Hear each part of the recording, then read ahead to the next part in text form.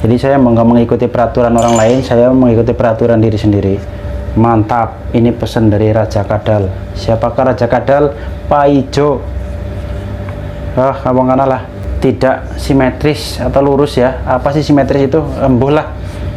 Ya pokoknya gue lah. Pokoknya ya lurus lah. Buh.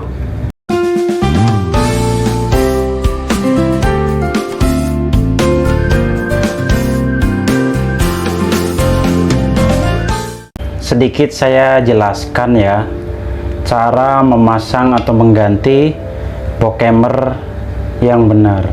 Cara memasangnya nih ya, supaya plat yang tipis itu terpasang. Jadi susunan masangnya begini teman-teman. Ketika box sudah terpasang seperti ini ya, yang pertama teman-teman pasang baut yang ini ya, yang masuk ke dalam drat itu, pasang dulu. Lalu teman-teman jangan pasang baut yang di sini dulu. Nah, ini salah ya teman-teman ya. Ini baut yang ini jangan dipasang dulu, ini nggak boleh. Ini paling terakhir ntar dipasangnya.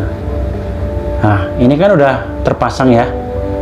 Lalu langkah berikutnya teman-teman masukkan plat L-nya. Ini sudah plat L, plat tipisnya ya. Nggak tahu nih apa namanya, plat ini dimasukkan. Ini terpasang sama saya teman-teman, sudah masuk ya. Kalau misalkan teman-teman memasang baut ini dulu yang ada di sini, ini teman-teman nggak bakal bisa masang plat ini karena sudah kekunci ya, jadi nggak mungkin bisa. Nah, setelah sudah terpasang seperti ini, kan di sini nih ada baut ya, di lubang ini ya. Nah, baut seperti ini.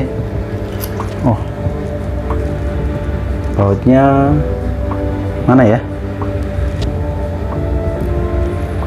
Bautnya tuh kan, ini bautnya teman-teman. Nah, ada baut seperti ini ya, di sini posisinya. Nah, ini bautnya.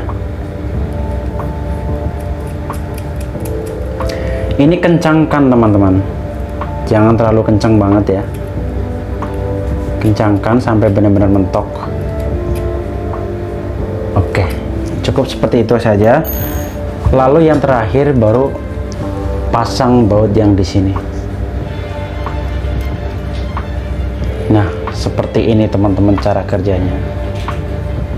Plat tipisnya pun terpasang, semuanya rapih. Jadi jangan asal masang teman-teman ya. Lalu kencangkan saja, jangan terlalu kencang. Nah, sudah. Kalau pemasangan urutannya benar, pasti plat yang di sini terpasang. Namun kalau misalkan yang dipasang ini dulu, ini nggak bakal bisa masang platnya teman-teman. Percaya dah, kagak bohong aing, serius. Lalu usahakan ketika kita memasang sulingnya ini, ya, kita kencangkan dulu baut yang bagian belakang dulu. Bagian depan yang nomor 2 ini dari depan atau yang tengah ini teman-teman itu jangan kencangkan ya, jangan terlalu kencang banget ya. Yang ini kencang, yang bagian paling depan belakang ini kencang ya, yang tengah ini jangan terlalu kencang. Nah, kencangnya jangan terlalu kencang banget ya, supaya posisi sulingnya ini rapi sejajar. Nah, setelah terpasang seperti ini, langkah berikutnya kita memasang serobongnya.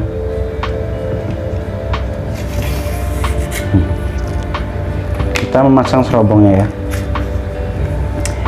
Serobong itu nggak perlu masuk ke dalam banget teman-teman, nggak perlu masuk ke dalam banget, cuma cukup nempel di sini saja nggak masalah. Yang namanya serobong ya, supaya bagian depannya itu nggak longgar.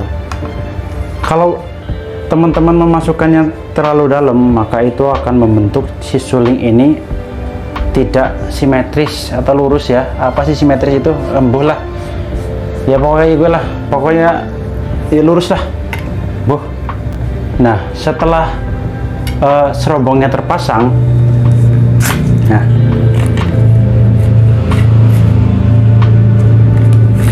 intinya serobongnya terpasang ya teman-teman ya.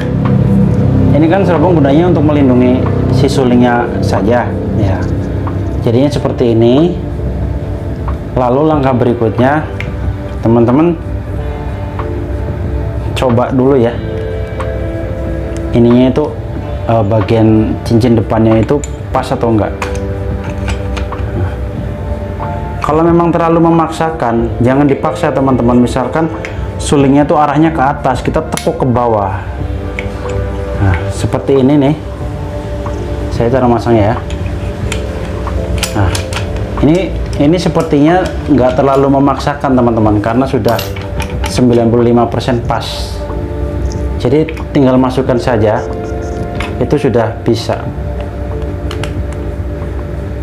Jadi nggak perlu dipaksakan banget ya teman-teman ya. Kalau dipaksakan itu apa yang terjadi itu biasanya yaitu mimisnya itu nggak ini teman-teman,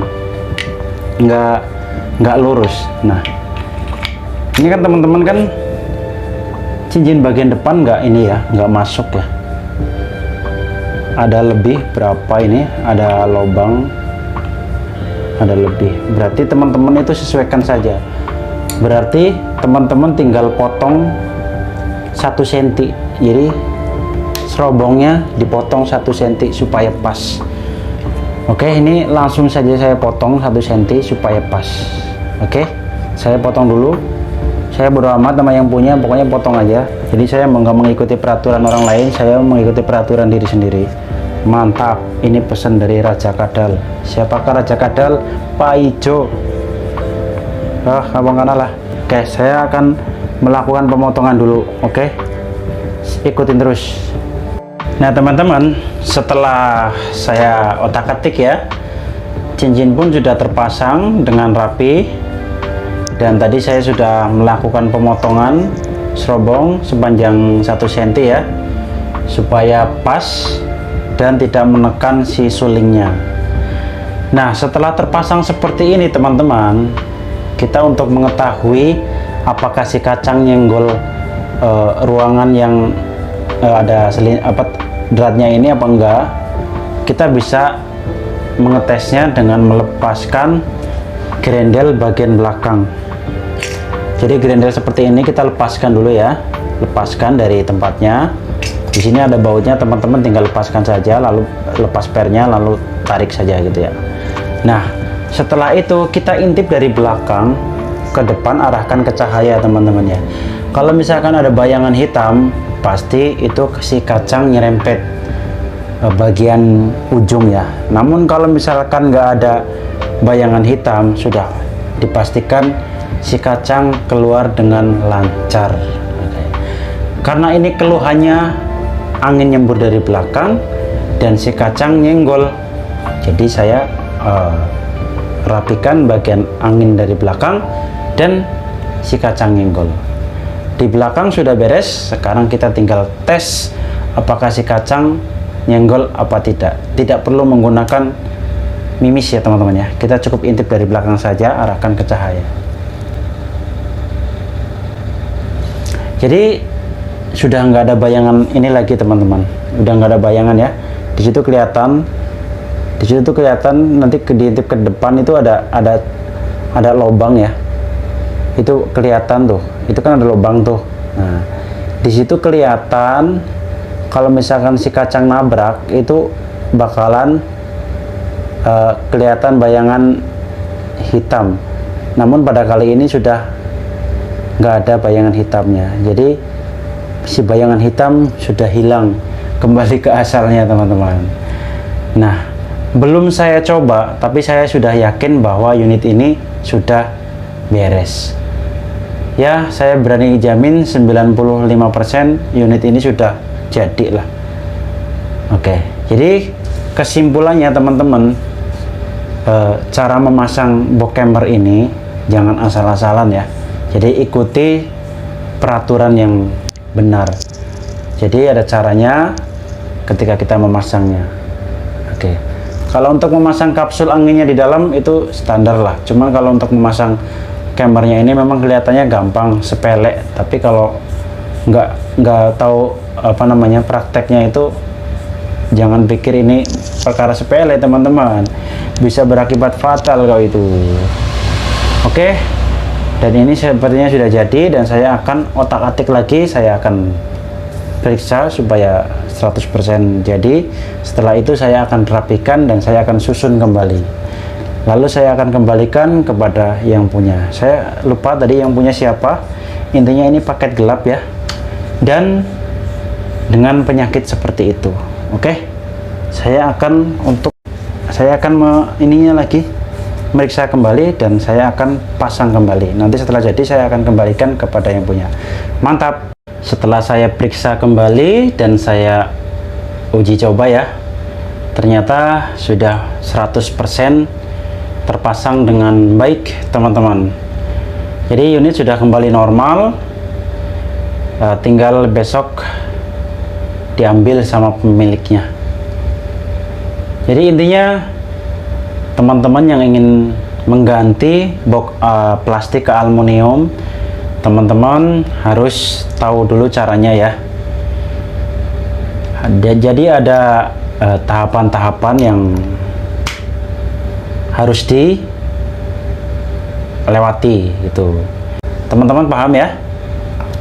Ya, pahamlah. Masa nggak paham? Oke. Kalau teman-teman ada referensi, kan jadinya teman-teman enak. Jadi nggak menguras tenaga, nggak menguras pemikiran, jadinya enak, begitu kan? Ya. Oke, cukup sekian konten sederhana dari saya. Mudah-mudahan bermanfaat untuk teman-teman di rumah.